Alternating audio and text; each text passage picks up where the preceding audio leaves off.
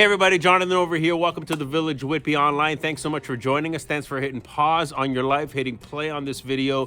Hopefully, as every week, this feels like an intermission to you. If you're live or in person, you're saying goodbye to last week. And before you say hello to this week, this is just a few minutes just to breathe, to reflect on stuff, and hopefully hear the voice of Jesus a little bit more clearly in our lives. If you're watching this as it's issued, as it's released, it is the middle of the summer. So we're right at the end of July, in the middle of summer vacation for most people.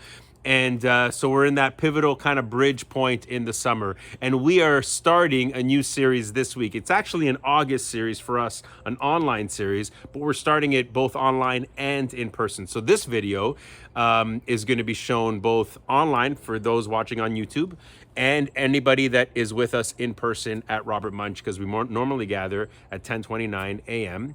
on Sundays at Robert Munch Public School. So this is the series. Every week we're going to be talking to somebody, a different person every single week from our church community, talking about whatever questions they have in the season that they're in, some stuff that they may have gone through recently, how their faith connects with it all, why they follow Jesus, all that stuff and more. It's going to be so good. And so every week we're going to hear from somebody different. And this week, you are hearing from one of our young adults. He's been with us at the Village since the beginning.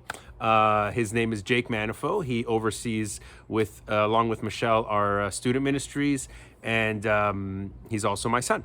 And so looking forward to talking to him. We recorded this video at a cottage this past week. It's kind of rustic. Quality wasn't amazing as far as like the backdrop, but the content is great and I know you're going to really enjoy it. So without further ado, listen to this conversation for this week. See ya.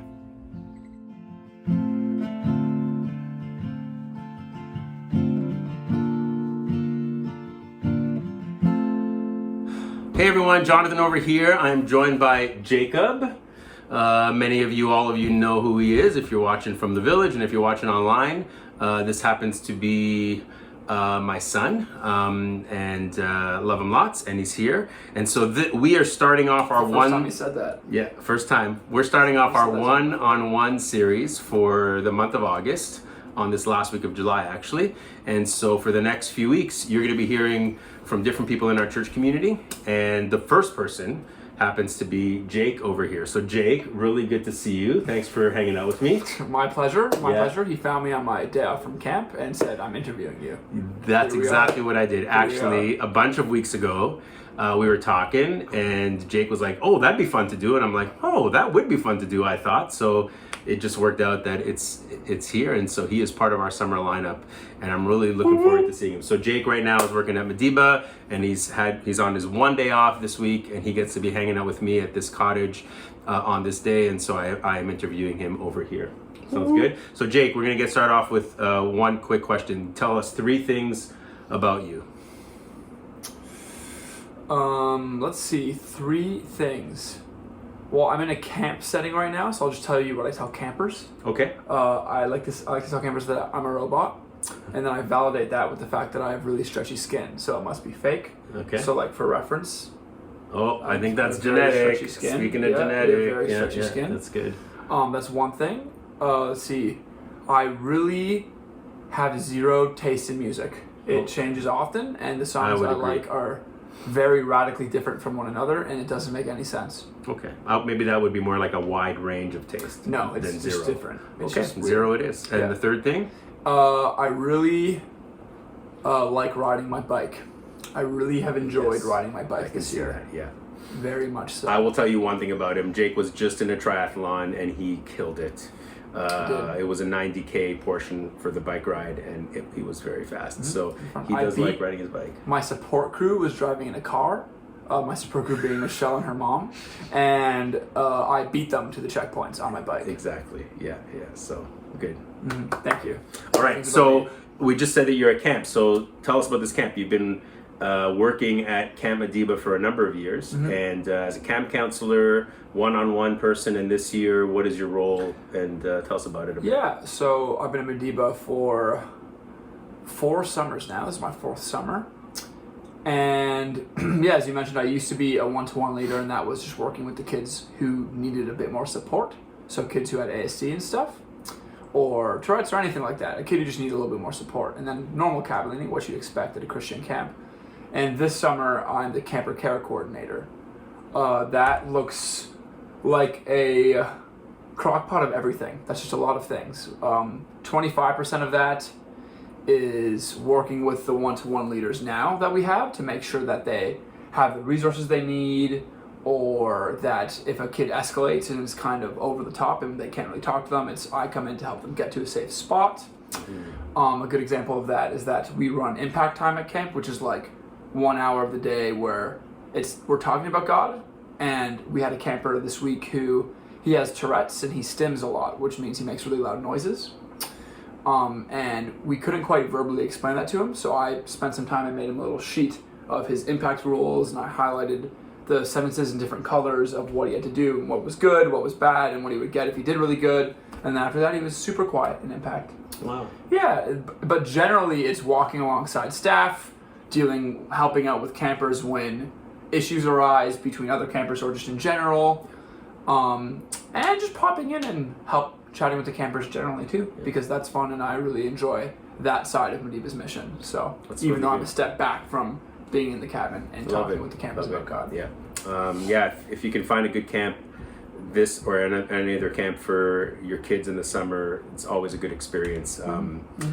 So speaking of camp, you work with students at camp, young people, kids. You are, along with Michelle, are youth leaders at the Village. Tell me, like, what it is that you enjoy about working with students. I think I started enjoying it because I remember when I was younger growing up in the church, a lot of young adults made time for me. And that was a really big deal, especially at a time where a lot of my life was around church, because that's just where you were, so that's where I had to be. So having young adults who I perceived as super cool invest in me was really lovely as a kid, and I remember that, and that's kind of turned around into me working with kids very often. And yeah, it's just so that investment when I was younger has made it a passion for me to invest in kids now. And I just think it's important to spend time with younger kids, because in the world today, in most settings, they're probably not going to get the best advice about stuff, and they're probably not going to be getting the best character principles, or just things are going to be normalized that just shouldn't be normalized. So it's nice to even just hang out with kids in any context, and then you end up chatting about those things. Like even this week at camp, there was a group of kids who wanted to play spike ball, which is a game I really like, at free time with me, and I did, but then the whole time we were chatting about the proper use for Instagram, and why you probably shouldn't follow random pages, and why you should probably think about what you post on it. Yeah, that's good. Wow. I mean, I love working with students. I don't do that now so much, but I mean, just because I get to hang out with some in our church community and in our neighborhood. But I think it's cool because they're just real and they're honest, and they tell you how they feel most of the time, especially if you've invested in them. And so, yeah, I love that what you and Michelle do with our students, and just love to see you kind of connect with them at just different places, camp, church, even in your job, at Lifetime, as a lifeguard and swim instructor and all that stuff. So really, really good to see that stuff. Speaking of kids and students, a few weeks ago, I relayed a story at the Village when I was talking live about I was fortunate with my flexible hours that I would be able to walk you guys to school a lot in the mornings. And so I recall once in a while, once a week, once every other week, you would just say, "Hey, Dad, you know what? Just want to say that today I'm just not 100% sure about God," and so I had that opportunity at that moment to listen, to hear what it was, to let you express whatever it was about it, and it's just neat to see. Like these days, obviously, I think your faith has grown quite a bit, but why was that important for you to express that? For me to hear it and not be like, "What? You're not sure about God?" Like, what was important about those moments, and not because of me, but more because of you, that you were able to talk about it and share them whenever that maybe came to mind every so often? I think the important part of that for me was just it was developing like a healthy curiosity for it rather than it just being what I was told and carrying on. And I did say that a lot as a kid. I was just like, yeah, I don't know. We'll see how it goes. Yeah. And because, yeah, I've always been a pretty curious person as a kid. And as an adult too, like I just really get into stuff and like to do research and figure it out. Yeah. So I think it was just important to develop curiosity in that regard and not be the expectation not being this is what it is, you have to accept it, that's that, because then it's not really anything. It's just the way the house I lived in. Yeah, no, that's good. I mean, we emphasize that. I mean, I hope to live that in my life personally with my friends that are curious about faith and whatever, but also are unsure about things, and so many of our friends these days that are kind of refiguring out faith. So it's just neat that we kind of had those experiences when you were a kid, and just hearing you, and you were always curious and you're still curious, which is wonderful. Yeah. Speaking about that, and you saying like not just taking things at face value or not just accepting them because this was your home or this was your experience. I remember when you were about 15, you were at camp with their leadership program that summer, and I was about to be playing at a cafe, and you called me, and you're like, Dad, I got to tell you what happened. You know, today I kind of on my own with no nudging, no whatever. I just really decided that I want to follow Jesus, and it doesn't feel genetic anymore. And I'm like, genetic? And you were like, yeah, I just never ever wanted it to be genetic. And it was almost like you kept emphasizing that word to be like you definitely didn't want just to like, again, take things at face value. And it was interesting that you used that word a lot. It really impacted me because so many times we just kind of expect something from somebody rather than letting them have their own experience. So why was that moment important for you, and why did you again, as a young person back then, like push away from the whole like, I don't want a genetic faith, I want my own faith for me? Yeah, well, I think that the word genetic came to me because, you know, when I was younger, obviously, I was a pastor's kid. I'm a pastor's kid, and my weekly routine heavily revolved around your weekly routine, which looked like being at the church we were at, which was called CLC, random nights, and it looked like being at church for a long period of time on Sundays. I remember when I was younger, like in high school, this was after I made the decision to follow Jesus, I arrogantly would joke that I'd only missed probably like 5 Sundays of church. Life. Yeah, that's not true today. But I'd probably only miss 5 because it was like, yeah, unless you were sick and we all didn't go, I probably went on Sundays as a kid. Yeah. And that really didn't mean anything.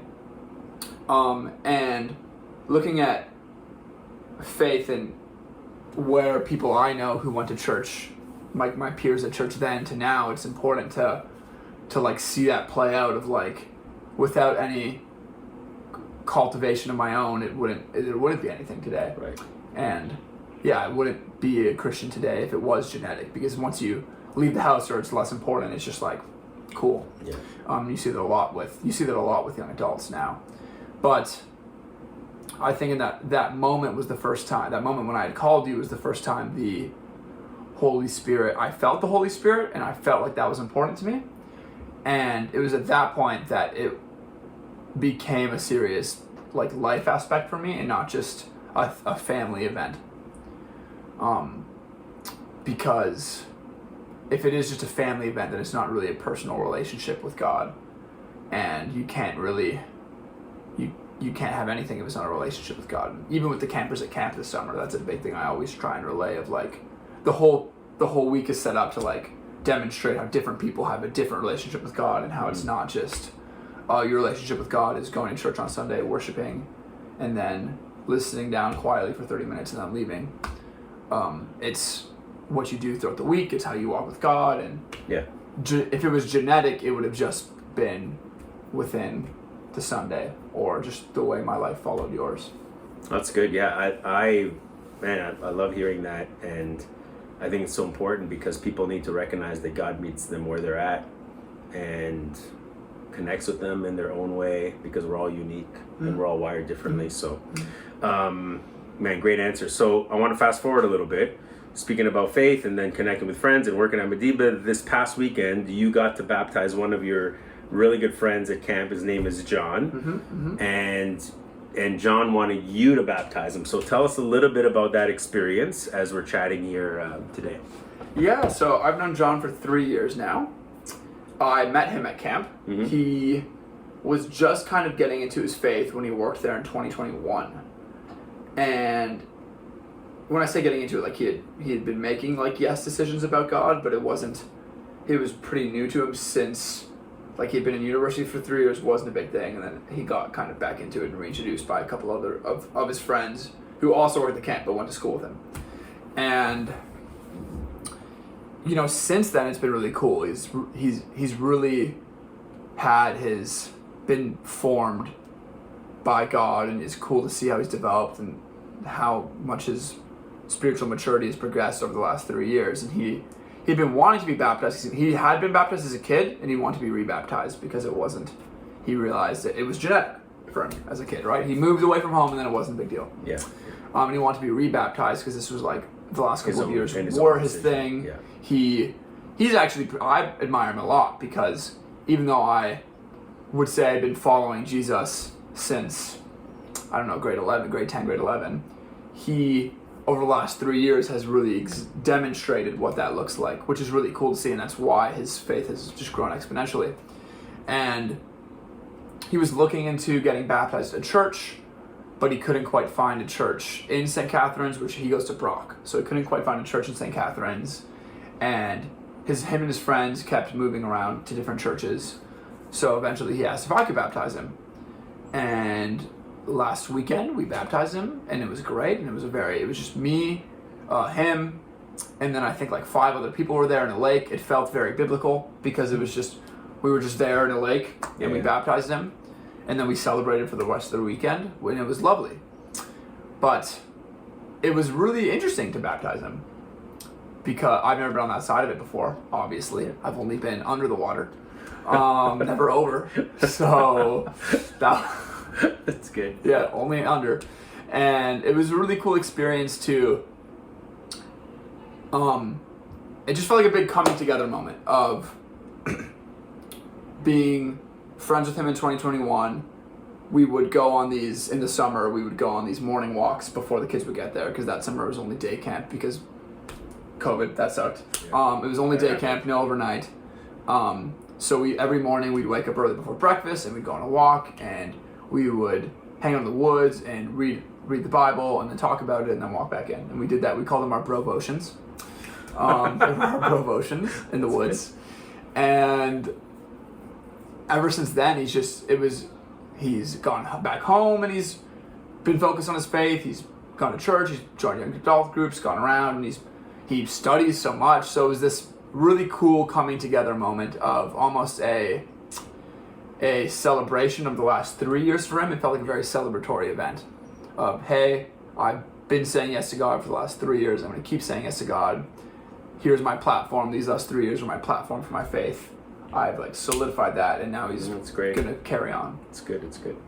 Wow, what a cool moment for you, and obviously for him, and that discipleship journey together. Like, so cool. Yeah, and we still call each other throughout the year, and we hang out a couple times. He's been to our church a couple times. I don't know if you guys have met him, but he's been there. Yes, that's right. Lovely guy. So I'm going to change gears a bit. We have 2 more questions left. This one, it's how can I say?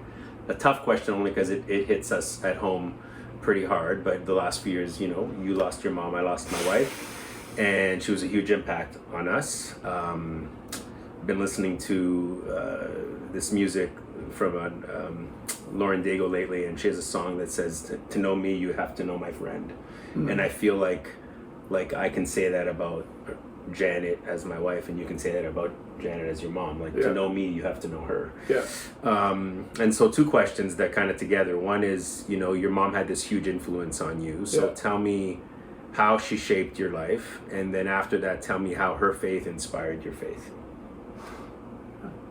Well, when we were young, Mom made the decision to stay at home, and that was really cool because she just really exemplified presence as a parent, and she was always there, ready to listen.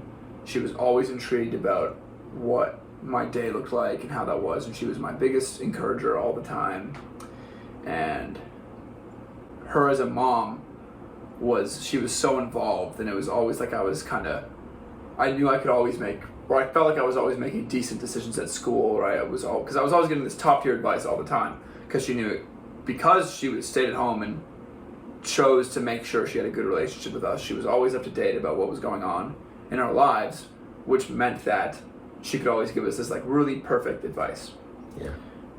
She was pretty wise too, I felt. Yeah, she was super wise. So, yeah, it was just always, her presence at home was wonderful, and that really, I think, shaped my most basic of moral character, I think, because my mom was so involved with like developing me as a kid, I was able to kind of start from a pretty good point, I think. Yeah. I felt like in elementary school and high school there was a lot of young guys my age who were who were pretty disconnected from good advice, like from a mom, and they didn't treat people respectfully, and they were kind of getting into the wrong hobbies, and it's just like those things were very much not even a thing on my mind because of how involved Mom was. Yeah, I mean, she was always present, and it's fair to say she was a better listener than me. Oh my gosh. Yeah, big time. By far. A moment of honesty here, people. This is important. Guys, he does great with you guys. He does really well with you guys. Let's stop the video. Stop the video. I know there's so much you could say there, but the second part of the question also is, how did her faith inspire your faith? Yeah. What do you see in her faith-wise throughout her life, but even like maybe the last few years? Like, what was it? Or was there anything in particular? Well, I wasn't really perceiving as much when I was younger, outside of the fact that my mom always treated people with very genuine love, and that presence wasn't a thing that we just felt at our home. It was a thing that after she passed away, a lot of people came up to me and told me that, your mom, Janet, was the best listener. I always felt cared for by her. I always felt loved. And it seemed like everyone she interacted with genuinely felt touched. Yeah. Is what I could gather from when I was younger. But as I was older and as she got sick, and I actually have a pretty decent perspective on COVID because we got to spend so much, because of COVID, I basically didn't do grade 12. Pretty much not. Yeah. And we just hung out the whole time. And it was the thing that I remember from that about faith was that it was almost like the worse she got, the stronger her faith was. Yeah. And there was times she was kept up at night because of pain. There was times she couldn't leave her room for like a week, and it just felt like all of that silence she just put into prayer. She just put into a relationship with God, and she was happier. I know. She was like weirdly happier when what I would have felt like would have made me feel trapped or like absolutely sad that I knew I was probably going to be leaving my family soon. She was at peace. Yeah, at peace. She was taking more joy in things, and she just felt like it was a slow transition to heaven, and that was really cool to see. Wow. Yeah, I've never heard you say it that way. That's amazing. I'm glad we asked that question. So one more question. You personally, like, why Jesus? What is it about Jesus?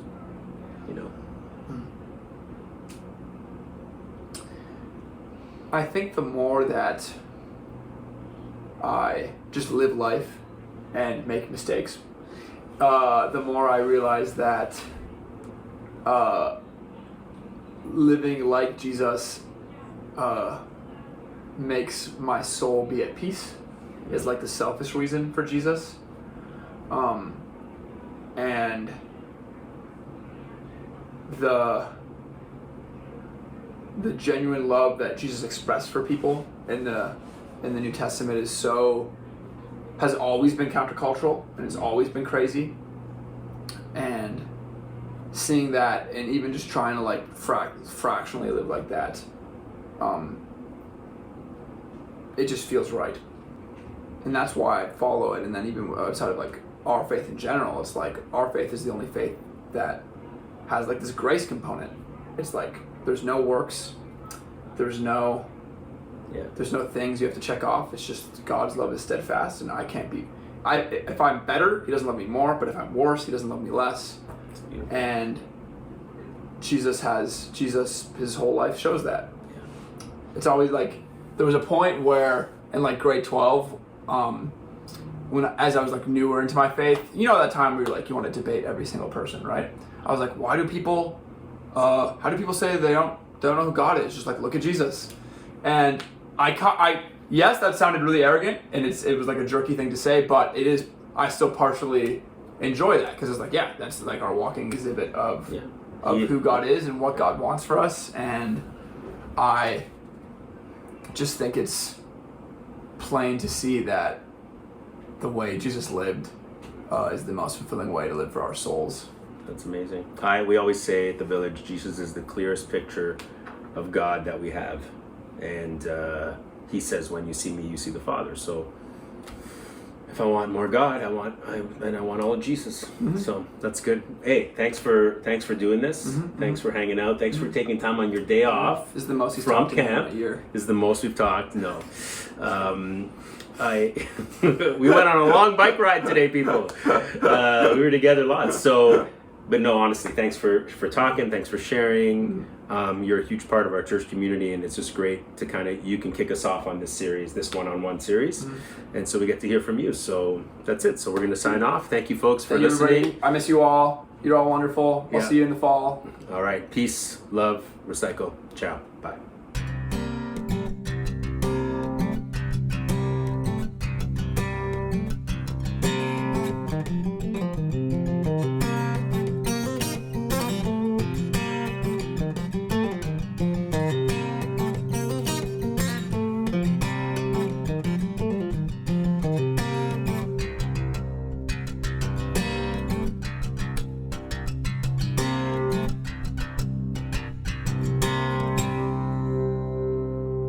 One take wonder. That's how we do it.